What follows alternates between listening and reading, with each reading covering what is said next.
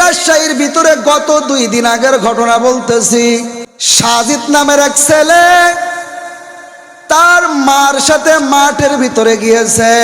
মাঠের ভিতরে যাওয়ার পর মা সাথে করিয়া নিয়ে যায় সাজিদকে মাঠ দেখানোর জন্য।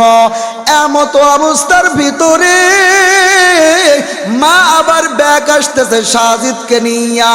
হঠাৎ করে মা সামনের দিকে আগায়, সাজিদ তার মায়ের পিছনে পড়ে গেল।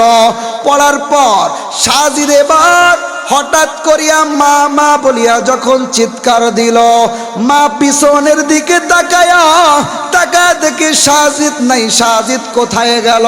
কিন্তু মা বলিয়া কে ডাক দেয়, কে ডাক দিচ্ছে পিছন থেকে।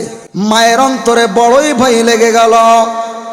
মা তাকায় দেখে একটা নলকূপের ভিতরে সাজিদ পইড়া গেছে, সেখান থেকে আওয়াজ হচ্ছে মা মা বলিয়া।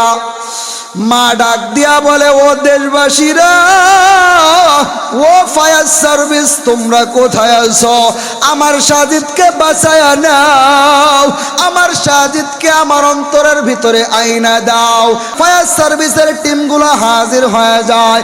পুলিশ প্রশাসন সবাই আইসা এক পর্যায়ে ড্রেজার দিয়া খনন করার পর ওই সাজিদের দেহটাকে জীবিত অবস্থায় যখন উদ্ধার করা হইল, উদ্ধার করার পর ওই সাজিদের মা ডাক দিয়া বলে, হে প্রশাসনের ভাইরা, আমার সন্তানকে পুরা জীবিত আমার কাছে আইনা দিছ, আমার সন্তানকে আমার কোলের ভিতরে দিয়া দাও।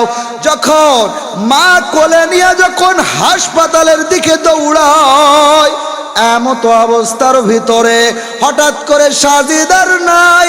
সাজিদ এক পর্যায়ে ইন্তেকাল হয়ে গেল। এই যে পুরা ইউনিট ধরিয়া তাকে বাঁচানোর জন্য বড়ই ট্রাই করা হলো, কিন্তু দেখা গেল আল্লাহ তাকে নিয়ে গেল।